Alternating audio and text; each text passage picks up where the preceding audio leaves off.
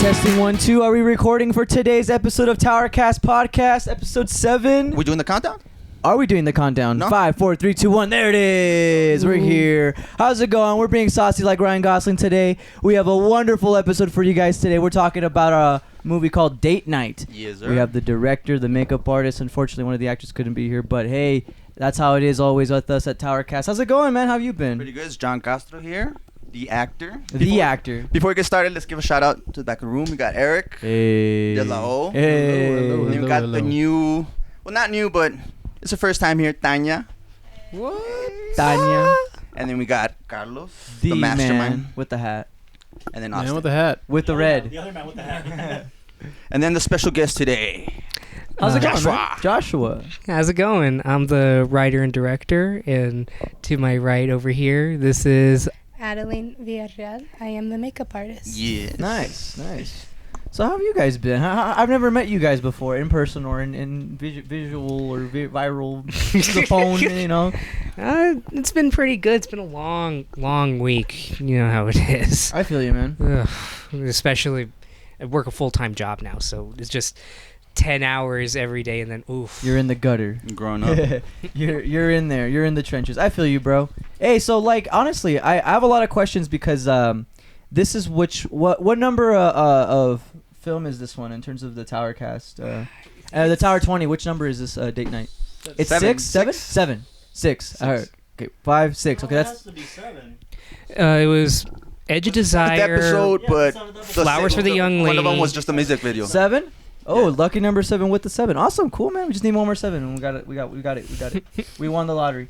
But no, honestly, man, I have a lot of questions, but I think we're just gonna jump in. That's how this podcast usually works. To date night, man. Talk about date night, man. Where did this idea come from? Okay, I'm going to say it, and you guys are probably going to think I'm being really pretentious when I say this. Date night was birthed from me falling into a really bad writer's block. Okay. At the time, I was in college, and I was trying to make money, and then I felt bad because I had all this stuff going on, and I couldn't come to the Tower stuff. I used to be with Tower, and then I was so depressed, and I went back to this old thing because I have a friend who, if you see in the credits, his name is Carlos Farias. Shout out to Carlos, by the way. I think he's in NMSU right now. I miss you. You know, he did this short for America's High School because we both went to America's High School.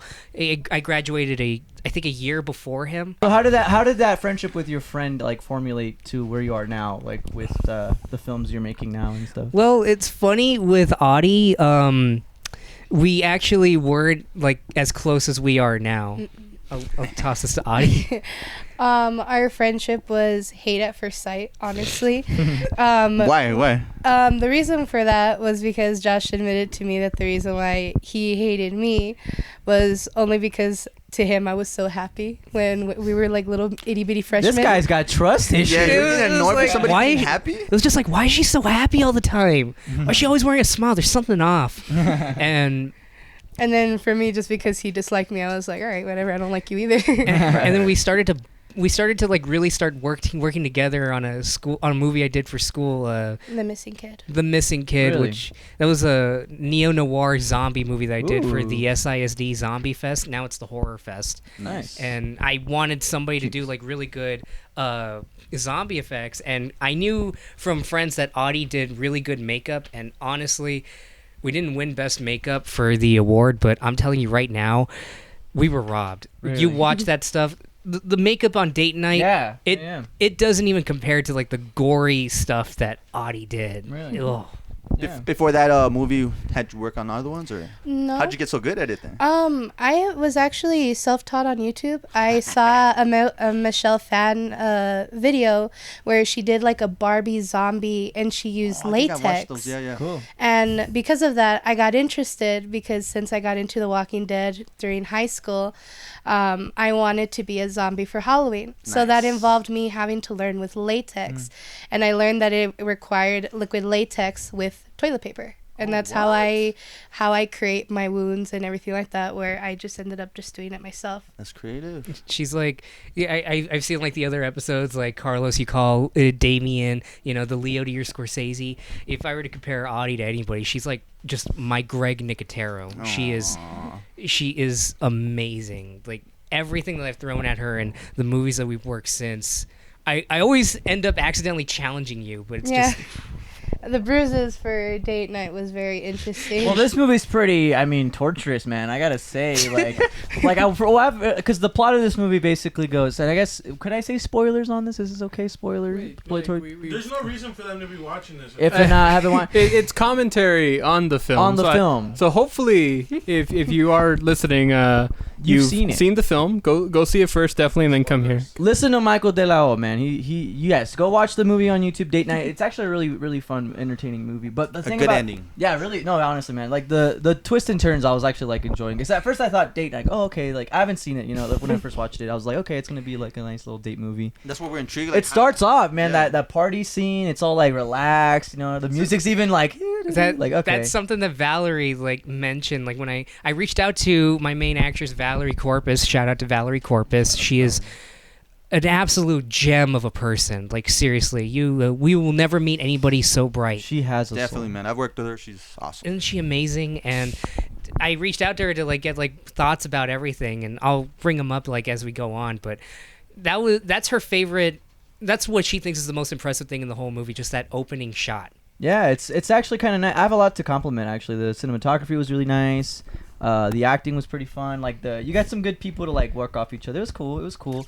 I actually really liked. Well, actually, I would say like the story. Like, where did that come from? Like, because you talked about how you had writer's block, but like, how did you like get out of that funk? How did you get all that funk? Well, like you said, I was coming back from all this stuff, and I wanted to escape, and I looked to my friend Carlos because he did this. Carlos Farias, he did this short film for the SISD Horror Fest. Like he kind of took over for me, and it was this movie about a guy that was gonna go on a date with this girl. And he was just hyping himself up, going out with friends, and then he goes to the party with this girl, right. And then you think, oh, he's gonna get killed, and then in a weird twist, it turns out he was just imagining the whole night, and he just killed her. Oh, whoa! And I looked at that and I thought, well, there's potential here, and I just said, is there any way I could just I could tweak this and I could kind of turn it into my own? And he was so frustrated with the final film. He said, hey, go ahead. I don't care. Really? So I kind of started shaping it from that, because up until that point, I did start it a long time ago, and I only had the party scene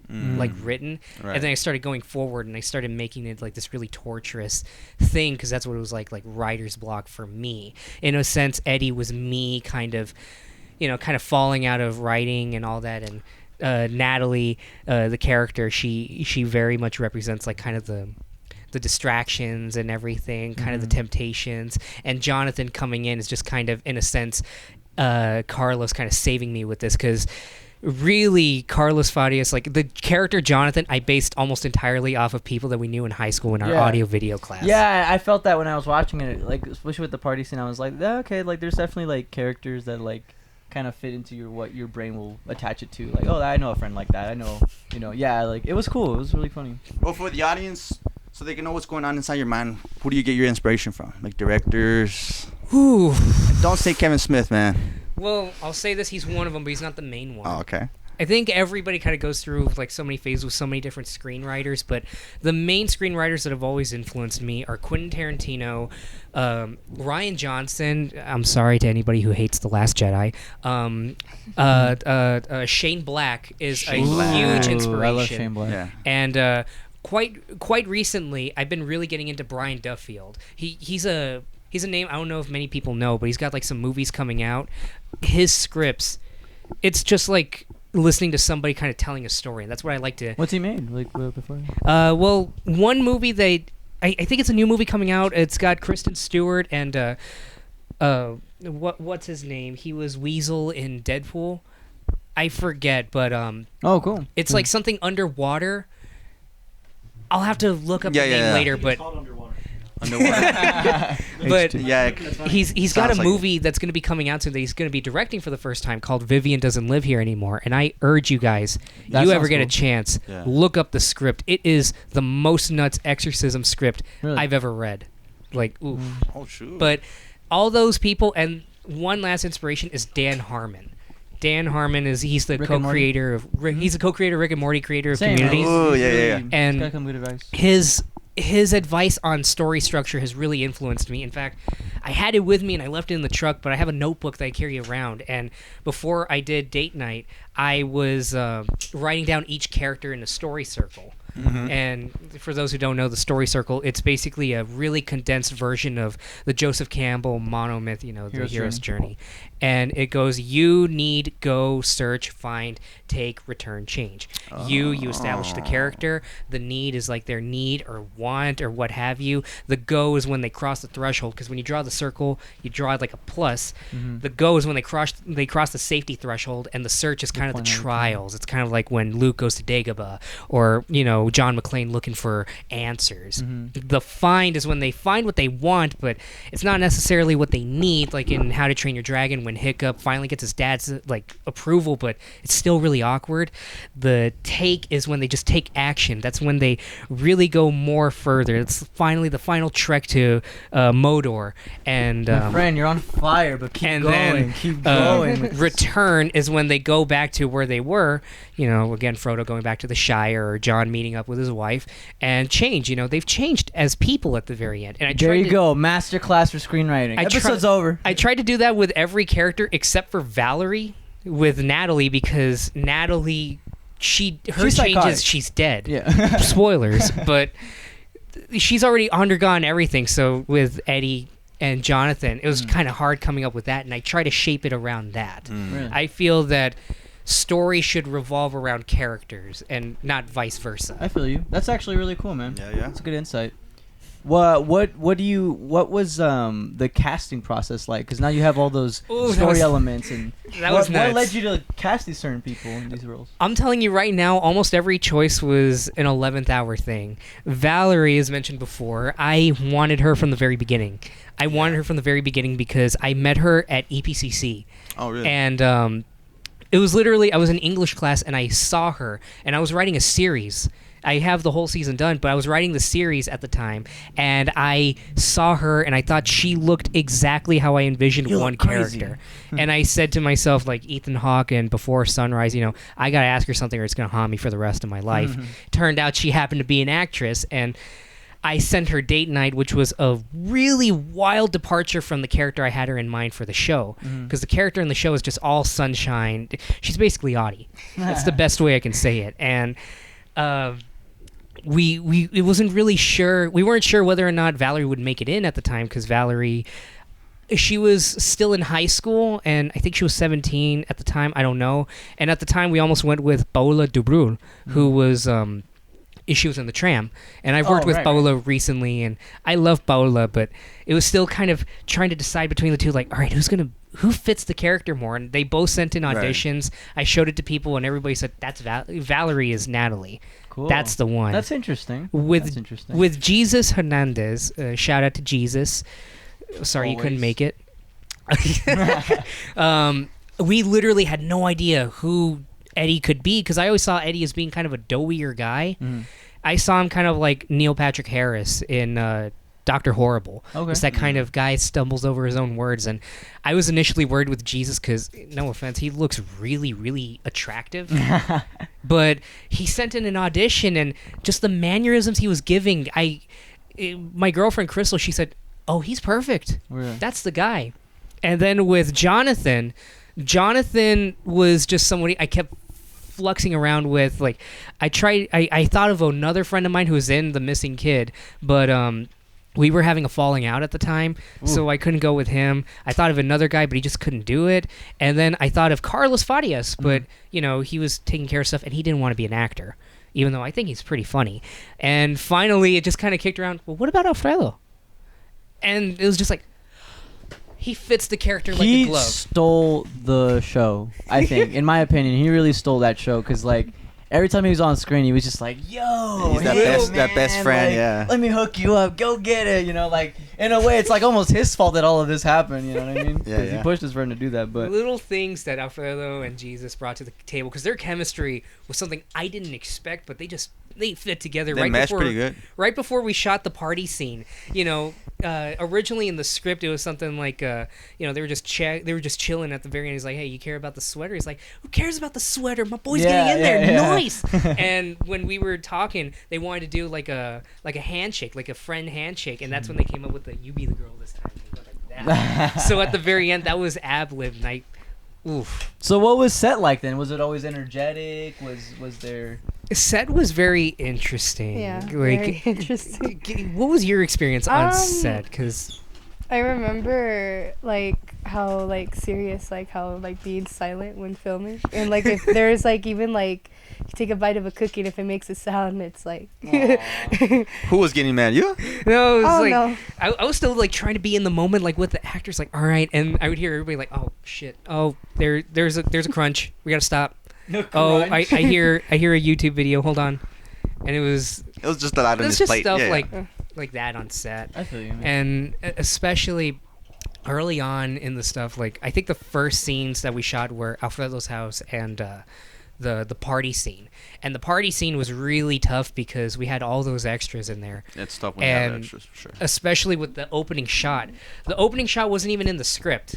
In the script was just like, oh, we're at a house party, people are lounging about, Kush is smoking from a friend of a friend or something like that. Among these people we see Eddie whatever, and that was it. And in the storyboarding process, I turned to my DP Luis, shout out to Luis Moreno Ramirez, I miss you. I threw it at him, let's do a oneer. Let's go full Boogie Nights with this. Let's just really capture this. And it was just like, oh, man, I was not ready for how much this is going to take. It's a recurring story in this podcast, man. It was just... stressing out their DPs. It took 30 minutes to get it done, like Valerie said, but that opening shot, that just sets the tone in the best way, and I am so proud of it. And I remember we were so happy, like, yeah! Okay, let's shoot the rest of the scene. No! But that was the party, and then when we got to the house set, it was very cool just because I always envisioned it to be a double-story house. And Bones, Carlos's cousin, shout out to Bones. I'm sorry if I'm doing a lot of shout-outs. He was gracious enough to let us use the house, and getting to maneuver around there, it was just a ton of fun. It was everybody, when they saw the house, they're like, "This is what I read. This is what I saw." It's a nice house. Ooh, wait. But that was general set, and yeah, it was always very tough because up until that point I was used to doing stuff by myself in high school. I was gonna ask, what other projects had you done beforehand? Because this feels almost like there's some experience, at least. It doesn't seem like it's your first one, unless it is, which is pretty impressive. This is like my first really big one with a crew, but like I said, the missing kid. It was just friends. It was just friends. Like I was like, hey, I want to do this, and we're gonna screen it at this big thing at the very end. They all got on board, and then before that, I did like a few other shorts, like for YouTube, just fooling around with friends. So this was like, and like most filmmakers out here in El Paso, you bump into Tower and you're like, hey, got this script. How I got into Tower was funny because what happened was I ditched my animation class at America's because I was doing some stuff and I couldn't make it into the classroom, so I went to the America's computer lab and I had to do like a slideshow in PowerPoint. And then all this time, people have been talking about, oh, there's this guy here that's interested in movie making. He's such an asshole, but he's a mad genius. Teacher. He is a mad genius. My favorite teacher there, Amanda Mullins, she told me, oh, there's this guy, Carlos, he's been asking about you. Tall, handsome. Ooh, tall, handsome. And then I go into the UCL, and then I see this tall guy, like, handsome, shadowing me, and I'm like, oh, crap. I'm going to get in trouble. And then he says, are you Joshua Lozano? Yes. Hi, I'm Carlos de la Torre. I've heard a lot about you. And then we just got into a conversation, and then he told me about Tower, and then I threw at him like so many other things. I threw at him Roulette, and I threw at him the series that I mentioned earlier, After School. That's what it's called. And it was Roulette. Did you write that one? I wrote that one. And then Eric directed it, right? Yeah. Yep. Okay. Yeah. I know. See. Yeah. Cool. Did Okay. your research, and that's how it happened. And I helped out here and there. I was stills, and I was doing like little things here and there on depth of field, and I helped out here and there on some other shorts. Awesome. Yeah. So that's about the extent of the. And then we talked about how this was makeup was still new to you, right? Oh yeah. So this is his first big project with the film crew and a pretty decent like cast and such. Like, did that overwhelm you a bit? Not at all, actually. Mad at you like no, more blood. More blood. Well, actually, every time I make a wound or a bruise, I would always ask Josh real quick, like, "Hey, do you like it?" Since he was the one directing and everything, I always went by him because it's his movie. It's his vision. It's his vision, and I want it to be as perfect as possible. So I always went through him and always asked.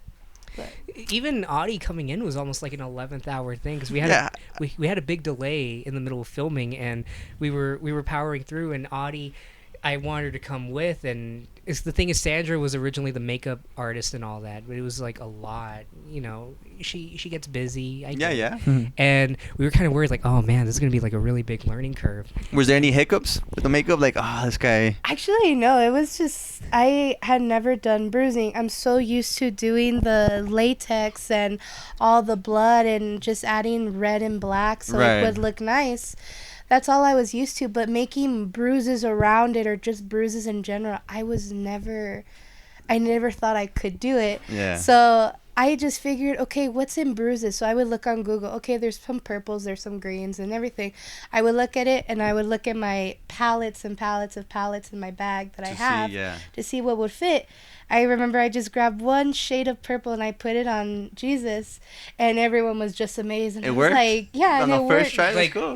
it matched the effect like almost perfectly because I remember we had to wait for a little bit because Sandra was trying to figure it out too. Okay. And it took like, I want to say like 45 minutes. It was probably a lot less, but with everybody, you know how it is when you're on set and it's like, all right, we need to move on. We have to go to the next thing. And as a director, it's like, oh my God, we're killing hours right now. So in like 2 minutes, she was able to like match it just by looking at it on the viewfinder. We're just like, oh, thank God. Yeah. And I think that's the beauty of the era we live in, Improvise. because like, apart from having just TikTok compilations and cat videos, like the internet's like a beautiful, amazing place where you can just learn anything you want. And the fact that you were able to just learn, be self-taught, and like, I mean, I saw the effects, man. They're pretty cool. Yeah, hell yeah. Yeah, there has been The some... cut wounds are kind of what made me go, oh, like, nasty. Yeah, the cuts are very hard to make. I mean, for a cut, you put just a bunch of latex on them and toilet paper, and I even Where's the toilet paper at, if you don't mind? I just grab it anywhere. I use mine from my house, or I just tell people, hey, do you guys have toilet paper? Oh no, I know that part. But what I meant was like, what does it add to the effect? Oh, like, it just like creates like it just like creates like a layer of skin. So okay. Once you cut it with some scissors, and I always let the actor do it because I don't want to hurt them. So I let them do it, and it just creates like a little slit, and that's where I can tear it up a bit so it looks even more messed up. It doesn't crust up? No. Oh, okay. On like a little side note, this like past Halloween, I was being a zombie, and me and my girlfriend went through like the process of figuring out how to do like scars and all that. And she was like, "Oh, apparently you can use toilet paper." So we ended up like going through that whole thing. And but like, no, like with me, I'm just kind of like, oh, okay, cool. Like I don't really know what's gonna happen because I can't. There's no mirror and all that. But then like she was like, I gotta cut it now, but I don't want to because it doesn't feel right. And then she was like kind of going in there, and she's like, it feels like I'm like cutting your skin. Like it doesn't.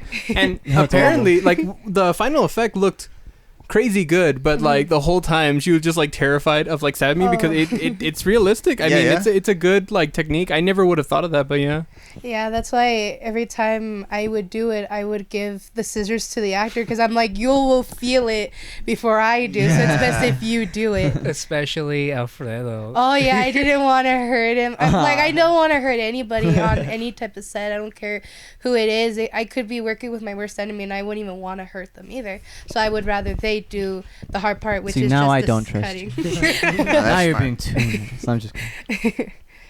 So, go ahead. So how was the reception afterwards? Oh my God. Did you show it to the family? I did. In fact, just the crunch time to the editing was just so like insane. That's true. How was post production first? Oh my god. Well, Luis was my DP and he was also my co-editor. I really wanted to edit it, so we had like a really bad delay because when we had the footage, it took us a couple days to realize, oh, this is how we're supposed to edit it, and that was in between like meeting up with Eddie, who did the music, right, and I had all these ideas for the music, and we had to streamline them a little bit, but the final result's really good. Oh, hell yeah. And what happened was I was so used to like how I edited in high school, it was just going to be like that. So I would tell my mom, all right, I'm going to be gone for a little bit, like at 9 at night. I thought I would be back by midnight. No, I came back at 9 the next day, and I slept for an hour and raced back to Luis's house. Man. It was like that for 3 days, crunching down. I even wanted to do the sound design too, because I thought, well, again, it was just the thought process, like how I was in high school. Like, well, I basically did everything like all together. It didn't make sense to like do one bit of it and then just kind of like wait. Like, if we can do it now, why not? I think it's easier personally. That's why we're thankful for Austin. We did all that. We were getting all the sound together, and it wasn't until we got the music together where it was just like, oh, it started to. This is coming together. Like right. The party scene when we added the Edison's Ear song. Shout out to Edison's Ear. Yeah, they provided sir. the music. Why the funk not? Alexis, like, they came through, and having that song play through, we were like, oh, this is working. This is working. This is a party That's now. fun. And we were just so delirious by the very end. And even when we finished it, we raced all the way to Austin's house. We thought, all right, this is it. It's going to be done. But then it turned out there was another problem with it. What happened? There was something with the audio what was it? Like, everything was coming out in like the left side, everything was coming out of the left side, and we needed to stay a little bit more to like kind of fix that. And I thought, well, we're there, I might as well touch up like little things. And unfortunately, there's still some small little errors in there that we were just so tired we didn't catch. Like, I think at one point you hear somebody say cut in the final movie, and I didn't mean that. And the opening shot is actually really scaled in. And eventually, like, it went back to do a festival cut to send it to festivals here and there. And personally, I think that's the definitive cut, but I still watch them like crazy. Did you ever get to see the reaction at a festival? Like, I never got to see the reaction. I feel like this is one of those audience movies where it's like, oh, dang, okay. I actually sent it to a few festivals. I sent it to the Media Fest, but I didn't get in. Oh, really? But that's unfortunate. I got something even better because we finished right around Halloween time, and me and Adi, we have a whole bunch of friends, and we had like a little big get together. Little big. And I showed them date night. I was like, all right, you guys have been waiting. This is it. And I was so frustrated because I remember they were talking the whole time. I was like, oh my God, they're hating this. Why aren't they paying attention? Yeah, I'm not even going to notice the twist. And then the twist happens right when Natalie says, I want you to help me make my parents proud. And then somebody went, wait, what? And then he pushes her off, and it cuts to that POV shot. And then somebody... I have dragged you. I'm quoting my friend Cassie really quick, I think. She said, yo, that bitch is crazy. Yeah, she was. I think even Alfredo's character has like a line like that. Kill that crazy bitch or some shit. I was like, God damn. It was fun. But there's nothing that compares to watching it with a crowd, because it's just like... That's what I was thinking. I was like, it seems like a very crowd-like movie. I showed it to one of my subscribers who I've been really getting pretty friendly with, Gwendolyn J. Shout out to her channel. Check her out. She did some great videos. She did one on The Happening, the Shyamalan movie. Oh, really? I sent her some scripts, and she watched Date Night. And she said, like, it's kind of funny, like, how you have all these characters. Like, at first it feels so nice, and then it just turns into, oh.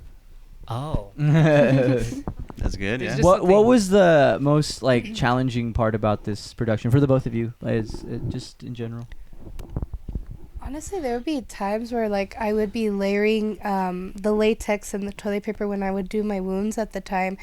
There would be times where I feel like I'm doing it wrong. Oh, okay. So since I'm self-taught, I wasn't taught by anybody, and all I ever did was look at videos. Even for my first attempt, which was on Halloween Day, I actually thought I did pretty bad. But once I got to first period, I accidentally made a girl gag. Oh. Okay, so I was like, okay, I guess it wasn't that bad after all. And for me, it was just...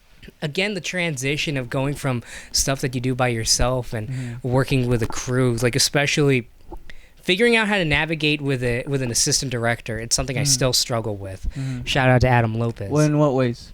It's just they're so in charge of staying on schedule and everything, and usually I try not to be like a diehard perfectionist, but with this I knew it was going to be my first big movie. I wanted to be good, especially with some of the cinematography. Like, That cinematography was pretty cool, man. working with Luis, I tell you, that was accidental because I really wanted to DP it. Mhm. They're telling me you gotta come You did on. some like 1 to 2s to 3s. I saw them. Well, what happened was I really wanted to, and Luis, like, we had bonded in community college, and I brought him into Tower, and I told him what I wanted to do, and it was working pretty good. And then on the very last day of shooting, he was on vacation. They sprung it on him, so I was basically DP for that day. Like, Really? everything from the chair onwards, for the most part, is DP'd by me. But it was working with a DP and kind of understanding, like, he's got a different vision and I got a different vision, and we both have to understand, like, hey, eventually when we're shooting, things just kind of happen and we have to roll with it. One example that I love, one of my favorite shots in the movie is a shot of the Dorito chip, and you see like the it's phone. fun. we were working around that so hard. We were like, oh, we want this shot to mean something. We're thinking of Roger Deakins. We're like, oh, this shot's gonna mean, like, the broken Dorito chip is like their fractured friendship. Okay. And we were I letting noticed. that be. We were gonna let it go. And then when we started rolling, Alfredo instinctively picked up the piece of chip and threw it away. And then we cut, and I looked at Luis. He just went white like a ghost. It was like. But it was that stuff, and then again, the movie's pretty high concept. So if I were a smart man, I wouldn't have made Date Night my movie. Like, I wouldn't have done it this soon. I would have done something like, in all honesty, something like Edge of Desire, like something really personal and intimate that doesn't require a lot of stunt work and doesn't require a lot. Yeah, this was a big, like, set locations and big character moments. Makeup. And I was really insistent about so many things. Like, I really wanted there to be fire. Like, when you see, like, the tarp catching on fire. I was gonna ask about that. How did you guys do that fire effect? That was that nuts. real fire? That was real fire. Part of wasn't it was real fire because, when fire, like, comes in on the camera, we can't just fake that. That does create, like, an effect. So what we had like a tin of dog, like a dog tin, and we put, like, some newspaper in there, and we lit it on fire, and we put it up against the camera, like, as close as we could. Okay. And then in post, matching that, cool. I found, like, a fire effect on YouTube, and I put that in there. So it was never, like, within those shots, it was masked in? Not within the shots. Like, most we could. We tried to get it where, because that was a really big thing. We were really scared about the actors, because this is really dangerous. Yeah, that would have scared me, man. And I remember there was, like, a really big delay, because we were like, all right, how are we going to handle this? Especially the fight scene. The fight scene, if I remember correctly, like, we were given 3 days to shoot the whole thing, and we got to the third day, and we realized, oh, crap, we haven't rehearsed the fight scene. So we took that whole day to rehearse the fight scene, and I thought we were ready, but we couldn't keep going because we still needed to keep rehearsing it. So we would meet up with Micah from Night Shift. Or no, not from Night Shift. Y'all remember that. And he helped us out with, like, some of the basic choreography here and there, and finally, when we were set, we went back. Cool. We went back. There's a funny clip that I have of behind the scenes. We were just, like, kind of getting the basic movement down. They loved it, but it was just getting all that, and then little things here and there. Like, I had so many things I wanted to do. Like, originally, when Eddie's, like, stomping Natalie's face in, I originally wanted to do, like, this thing, like, really graphic Tarantino violence where we just see her face getting smashed in. Yeah. And I was waiting for that. Especially the fact that he's, like, barefoot. you Yeah, know? yeah. But logistically, we just couldn't do it. That was like the Terminator coming back for a little bit. I had in mind, like, maybe we use a watermelon, but it's like, no, that's a lot of work. And then I had in mind, well, what if we had, like, a pool of blood? Like, I wanted to have a shot, like, going down, and then we see, like, Natalie's body just cut off by, like, the door frame or something like that, and you just see blood pooling in. Like, what's more scary is what you didn't see, and the fact that Eddie's kind of going nuts with this. Yeah. But we couldn't do that, and it was a very tough thing. It has, like, a very dark-ish ending, because they basically just laugh it off, too. Yeah. Like, man, we just killed somebody. that last day was just so tiring because we were all so exhausted. We were all done, and I could imagine. there were so many things that I tried to do, and we ended up doing another small delay at the very end because I wanted to get like a dolly for the final shot. It didn't turn out nearly as well, but for what I wanted to do with the shot, like it still came out pretty good. Originally, the shot was going to be like kind of going out, and then we would see like the police coming in, and then over the police lights we'd roll the credits. But we had to cut it short because it just didn't look right. I was like, all right, let's just cut it right here, right as we're dollying. But that thing with the face, that was just like a really big challenge. And eventually, like after kind of heating it off, we came up with this idea. I don't know if it was completely effective, but just seeing her shoe like as we're dollying back, and there's like a little scuff of red, and I kind of meant to imply that to be her brain. Oh, okay. Like just that little brutal thing, like ugh. Yeah. But that again, if I'm saying like that probably saved you a lot of trouble, right? You're probably she was freaking out like right when we were coming up with it. It was like, I was like, how do I create something like that? I was like, I don't think I learned a YouTube tutorial from that. And to their credit, the actors were so gracious. When I was kind of freaking out, they came in and they were telling me, hey, we're still here for you. We love this movie. We're with you to the end, Just tone it down. Whatever you need, we've got you. We'll work with you. Those are good actors, man. And I cannot be more grateful for Jesus and Valerie and Alfredo. I almost thought that they were pitying me initially because I was in that mindset, but no, they were really understanding, and they were like a family to me, like on set. Everybody was just so... Looks like you guys had a lot of fun with this one. Jesus said that he loved waking up every day and getting to go on set. Like it was like a dream come true. And Valerie, she loved doing it. And I don't know about Alfredo. I didn't get his Valerie's message. awesome, man. Alfredo was awesome too. But they loved being there. They were so awesome. I definitely got to compliment Alfredo when I see him next time. Seriously, compliment him and then do like the thing. Any advice you would give to any filmmakers? Okay, I've actually thought about this. I'm that kind of asshole that would interview himself in the shower. I feel you. We know. If we all are. And I have thought of this. You guys remember last episode I wrote The Tram. And I have a notebook. Like I said, I have a notebook, and I had all these notes for date night. But around the time of the 48-hour film festival or the 2-day challenge, I wrote down all the genres that were in there. It's this little notebook, no bigger than the Super 8 camera right here. And I gave myself a challenge, and I started doing it when I was working at Circle K not too long ago because I had the graveyard shift and I had a lot of time to myself. Write down all these genres: drama, horror, war, romance, chick flick, zombie, etc. Think of all the genres that you can do. And in my opinion, I've seen this with a lot of screenwriting websites like Script Shadow. Carson Reeves, he says something like, when you're, to break out as a writer, you got to also think of breaking out as a director. That's something that not Ralph McQuarrie, he's the concept designer for Star Wars. Yeah, I was like, Christopher McQuarrie, I think he did the Mission Impossible movies recently. He said, to do that stuff, you kind of need to direct your own stuff now, or at least think of like smaller things. That's how Damien Chazelle did Whiplash. He did a little scene and bam. Yeah, we actually watched. Remember, we watched a little bit of it. I forget which episode we did. So take those genres and write a story, but you're only giving yourself that one page. Give yourself that one page.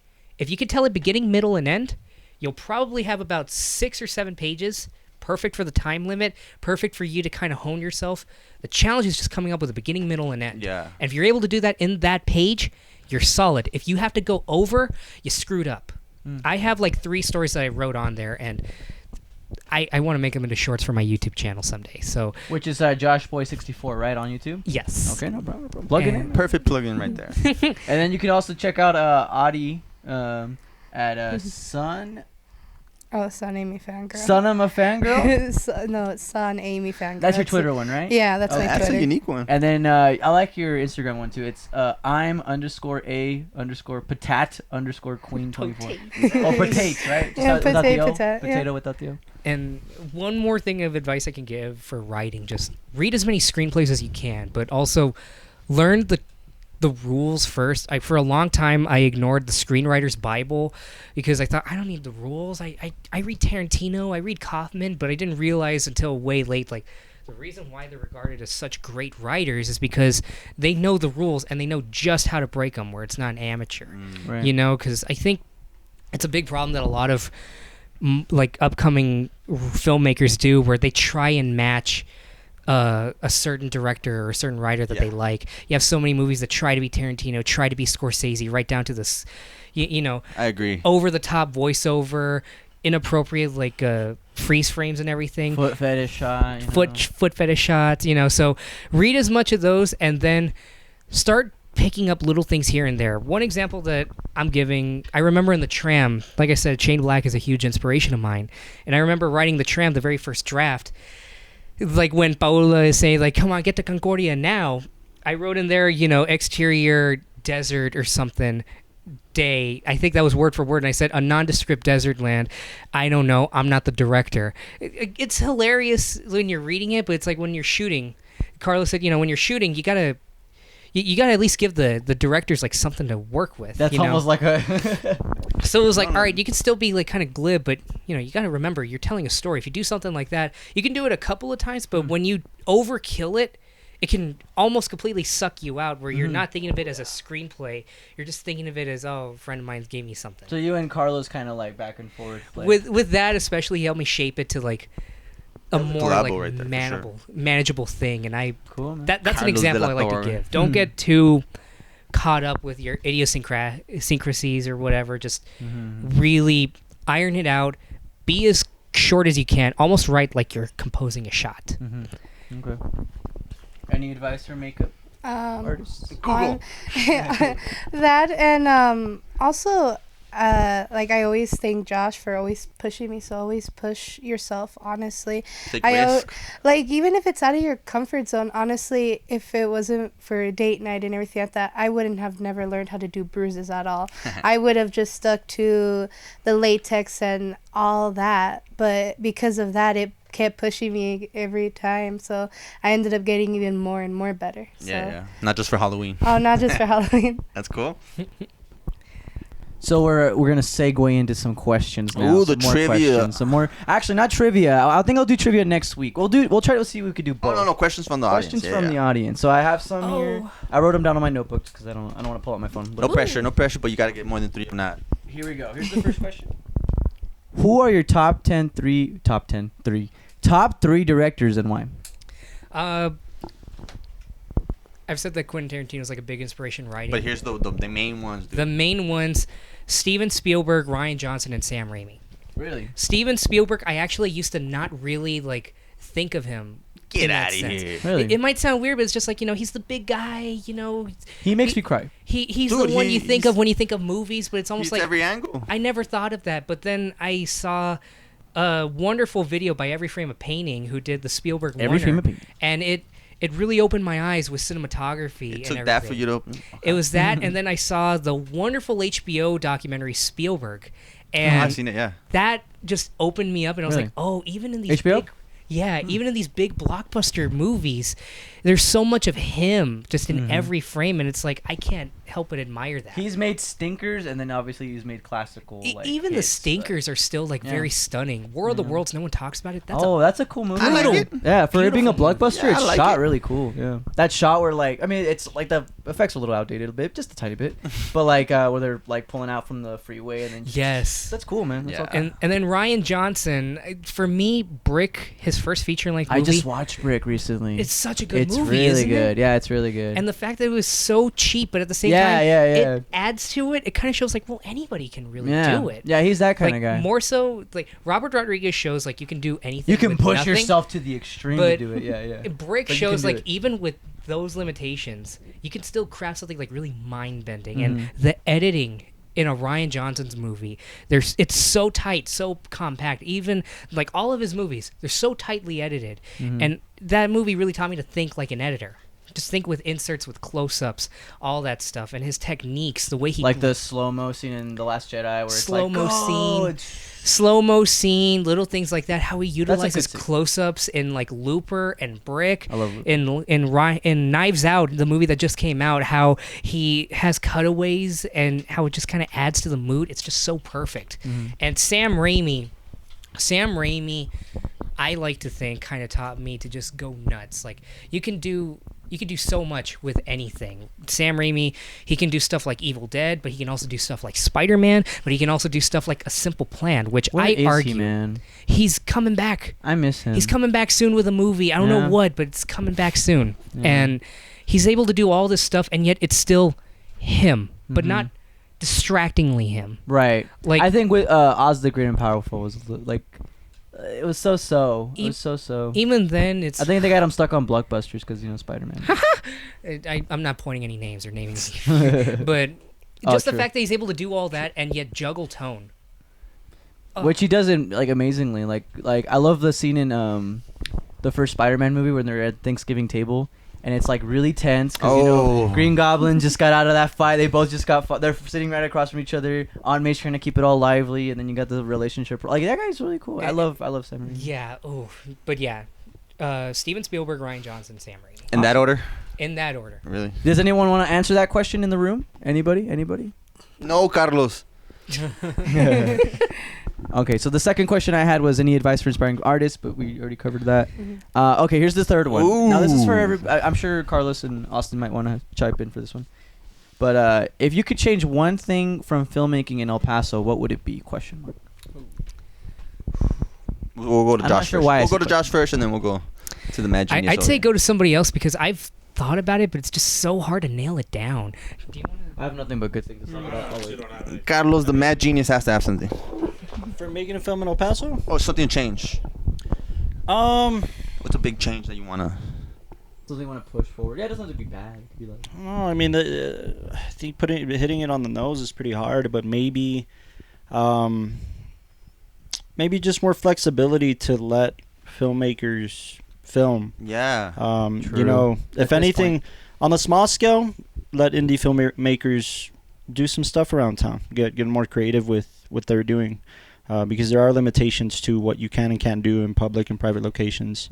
Which shout out to Drew and the Film Commission because they're awesome when it comes to stuff like that. But I'd say that on the small scale. On the big scale, change the Texas film incentives because we're losing out. We're losing out on a lot of films in Texas to New Mexico, to Georgia.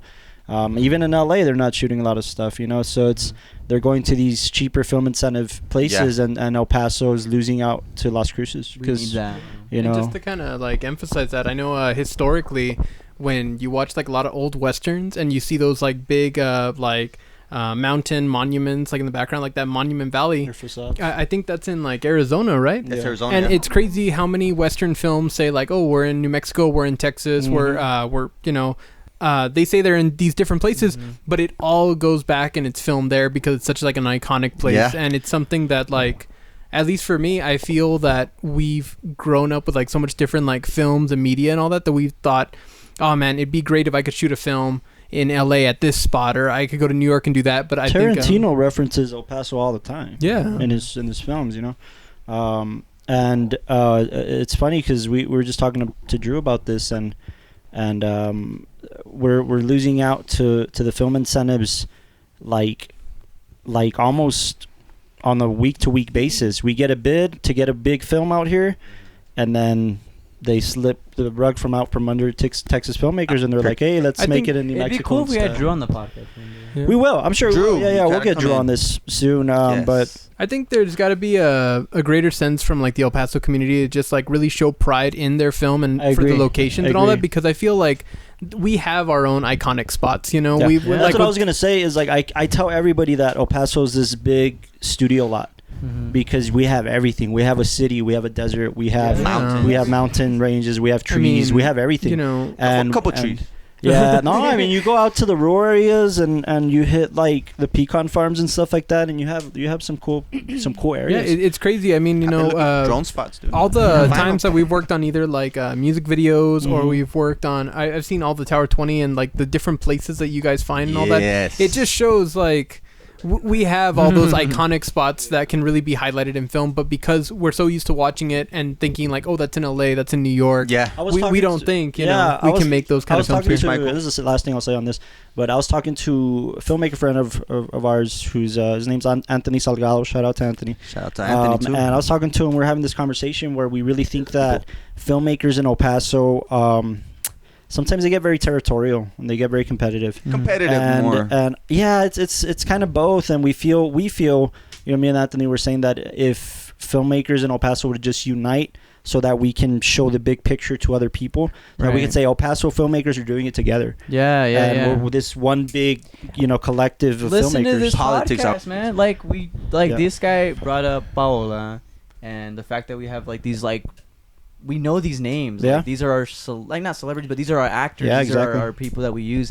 And then the fact that you bring somebody who knows stunt coordinating and stuff like that with Mika. You know, like I mean, like it's like we have people like that. I'd say I haven't been here a whole long time, but I've been here for a full year now. Yeah. But like I would say that just acknowledge what we have, because like honestly, like I came from like a very small town where like there was filmmakers there, but like they weren't really thinking. The filmmakers from your hometown. I come from Modesto, but like you know, like there was like nobody there that was trying to like push it, and then everybody was trying to go to the Bay to film stuff or LA, and then they would all come back like defeated, and I'm like, yo, we should do stuff with the stuff we have here. Cool things about El Paso is that like everybody kind of knows that in a way, only because they're like, well, I gotta find business to film with, or let me find actors, let me go to EPCC, let me get into contact with like whoever. And I mean, like I think Tower's like the perfect like. Dude, I found my family right here, man. Honestly, yeah, same here, and I mean that sincerely, dude. Sincerely, I mean that. Here in my house, they started talking to my grandma. yeah. I love your grandma. I come for your grandma. Your grandma's It's because like just to piggyback off that, we don't. I wish we're not very competitive in Tower in the sense that we don't shut anybody out. We love to work with everybody. We try to connect with different filmmakers, because we're all running the same race, man. And if one of us makes it, we all make it. So that's how I see it. So help each other out. I mean, you're not losing anything. You know, you're not giving away any of your ideas or yeah, don't play the politic game. Just be nice to each other, be kind, and help each other make each other's films. Because if one person sees that film, that's indie industry. That's it, man. They're gonna know the talent. It goes a long way. That's here in El Paso. Think about it like this: Robert Rodriguez, when he made El Mariachi, he was gonna just sell it to the Mexican film market. Yeah, imagine if that would have happened. It would have just been like a cult little film. It would have probably been popular now, but. That he uses the original actor in some of his. Oh yeah, that's awesome. But no, I mean, look, do that. Rodriguez came to El Paso, and he loved to say that El Paso is great. And I think if people were more exposed to that, get involved with everything the film commission's doing, man. Like keep paying attention to their Facebooks and stuff, and look at the competitions that they put. Look at the screenwriting competitions that they do. Look at the 48. To be involved in stuff like that, and because more than anything, you connect with other people that are doing the same thing you're doing. And that's the mission with the TowerCast. Yes. Is like that we're all trying to connect with people and all have the same goal, yeah. We all have the same goal and stuff. And I think that's what the beauty of it. I'll end it with one more question. Can I ahead. answer the question real quick? Go ahead. I think, really, I feel like there's so many things with El Paso film in general. I think, we can kind of get pretty antagonistic with each other. I've been with some of the other people here and there. I'm not saying any names, but sometimes it can get pretty like nasty when we talk about other movies. And it's not like the movie brats or anything like in the 70s with Scorsese and De Palma and Spielberg and Lucas, where they kind of watch their stuff and they kind of goated each other on. Yeah, they went to each other's homes. They were open about it. But they wouldn't but they helped each other. Right. I think De Palma suggested the title scroll in Star Wars. Right. But, I think if there's one thing I would love to change about El Paso film, I think it's just kind of getting out of that sense of complacency. Mm-hmm. I feel like with a lot of studios here, we just kind of lock ourselves in like where we're at. We're like, well, we're doing slightly better than what we usually do, but it's like there should always be a strive to be even better. Like people should look at the stuff that you do and be like, well, it's good for an El Paso movie. No, it should be good as a movie, in my newest movie that I'm doing, that's something that we kept pushing ourselves, where it's just like, look, we still have a schedule, but if we can make it better, mm-hmm. And it's just going the extra mile with some stuff, just color correction, or just even like forking over like a paycheck one week just to get like a proper tripod or just little things here and there, investing in sound equipment, just little things. Just I want to see El Paso film in general evolve to something so big where we're like our own Hollywood. And that's what I keep telling people. I'm like, dude, like they already opened. Where's the Tyler Perry Studios? It's like I don't know where they opened it. Georgia, yeah. Like that's officially now a Hollywood. And then you have New Mexico. I think Las Cruces, right? Netflix, right? Yeah. Like I see a future where like it doesn't make sense to me that there's only one movie capital in this entire country. It doesn't make sense to me. It's like there's only one. You know what I mean? And one further addendum, I think there just needs to be more support for students.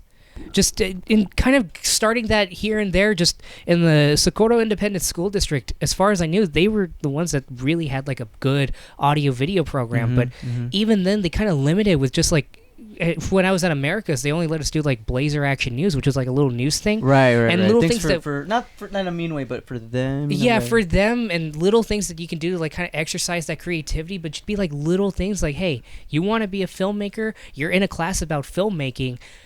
Here are the resources. Do something. You know, maybe I don't know, screenings or something for students. Just giving more assistance, especially like once you go to college, or even like if you're not in college, just kind of helping out like filmmakers here and there. There are people that want to do this stuff, and just there's barely any opportunities. And I think really that's where like the animosity with the production studios comes in, where it's like you're with us or you're against us. You know, it's like, well, I want to learn. Yeah, same.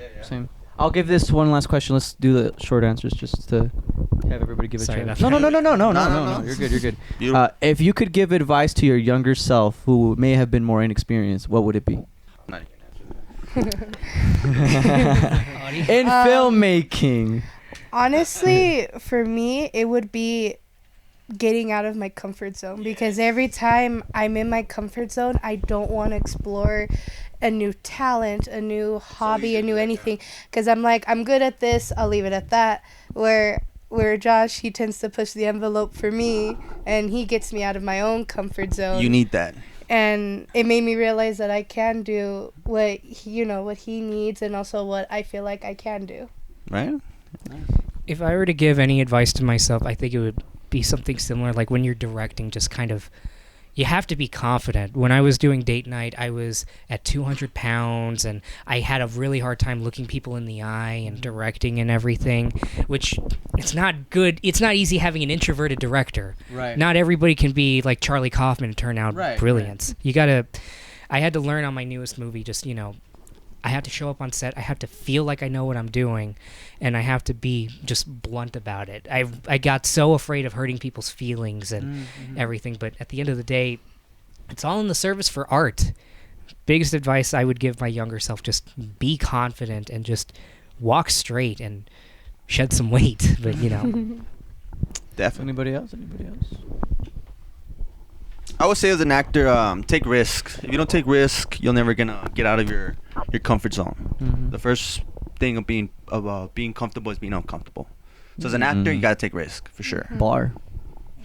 I think for me, it just to be honest with yourself and say like, I'm really not that good at this, but I can express that to other people, and that's really helped me grow. I mean, like I don't think I grew much as a filmmaker until I was able to tell other people, like, I'm really lacking in this area and I would love your experience. And just like, because I mean, so far everybody I've met, they've been super kind and courteous as far as like teaching me, more cinematography, more gripping, directing. It shows. And then right now that I'm trying to go into like, I'm trying to go into like writing, and I want to just kind of explore that field a little bit. I mean, you guys have been super helpful, and just I can allow myself to be vulnerable in that sense. To throw just, yourself in the pool, man. Yeah. Just right. Hell yeah. Yeah, and I think that's what I was gonna say is like, surround yourself with people who have the same mentality as you, because number one key for sure. I don't want to sound like a jerk, but be less forgiving of the people that aren't supportive of what you're doing.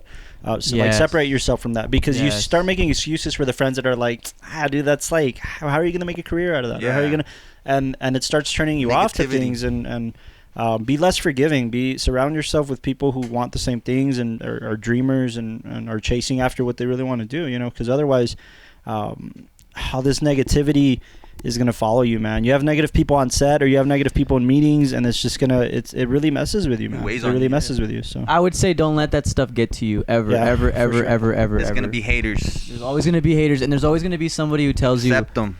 There's always gonna be somebody who tells you like, dude, this is stupid. This isn't gonna work. I don't really see it. Like, there's a difference between constructive criticism and between just being a dick. Oh no, but even then, like sometimes it'll come from your own family, your own best friend. Like sometimes you just don't get too caught up on what they see, because at the end of the day, and not to be mean, but like they're living their lives through TikToks and Instagram and instant gratification. You're living your life through, I sat my ass down and watched this movie and got inspired, and I'm gonna do this thing that's gonna emulate that. Like you got to keep your like self in check too. Like keep yourself in check in terms of like believing in yourself, because that's the biggest thing. Definitely. If I can ask like just one question before we wrap up, I'm so sorry. Go for it. What is your name? That's not the question, but like. Man. I have a name. Yeah. Michael. Michael, I wanted to ask like you two just something like on a personal level. You said you're a writer too, and Eric, I know you've written some stuff.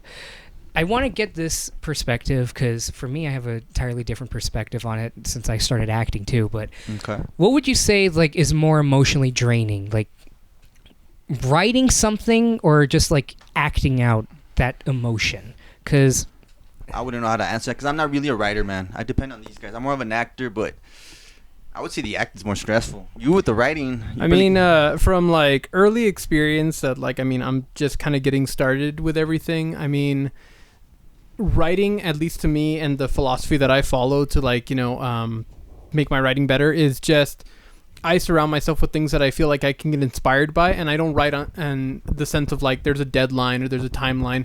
I write in a very like comfortable fashion and all that kind of stuff. So for me, it's not the writing that is hard. I feel like it would probably be more up to the acting, because then it's kind of like that's what's bringing the writing to life. You know, that's bring the words up to that's life. what's bringing things. That's why I feel like when you're writing, you know, at first you can kind of have that draft where in your head everything makes sense, but then later on you're going to try to tweak it and fine tune it so that way for actors and everybody else that can be conveyed. Because I think to the strengths of the actor. Yeah, Robert Rodriguez right there. See, because for me as a writer, I almost feel like a method writer in that sense, where when I'm writing something that's kind of an intense scene, I kind of carry that with me for the rest of the day, because I have to think in that mindset, like, all right, well, this is the scene, you know, somebody just died. Right. How am I going to carry that? Or somebody just broke up with somebody. And it just, there's a thing I wrote, and it was just like about breakups, and I had to carry myself with that, even though I'm in a great relationship right now, but it's just, fuck, and it just gets me in a funk, you know? I think it's really easy, I think, as a writer to kind of allow yourself to just become enveloped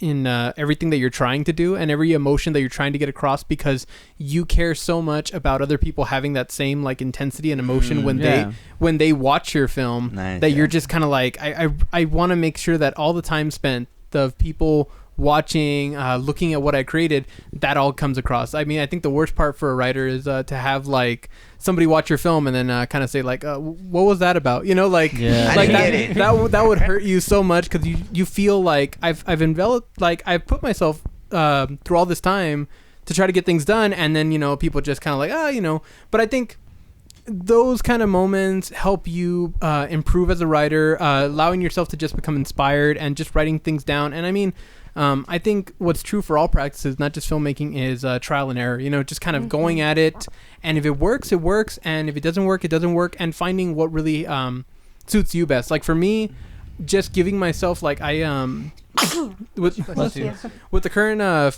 like script I'm trying to write, it's kind of like a noir kind of feel to it. Ooh, you gotta send this to me. Yeah, but I try to surround myself with the music. I tried, like, when I'm really trying to think about what to write next, I try to surround myself with elements that I feel like would fit into that scene.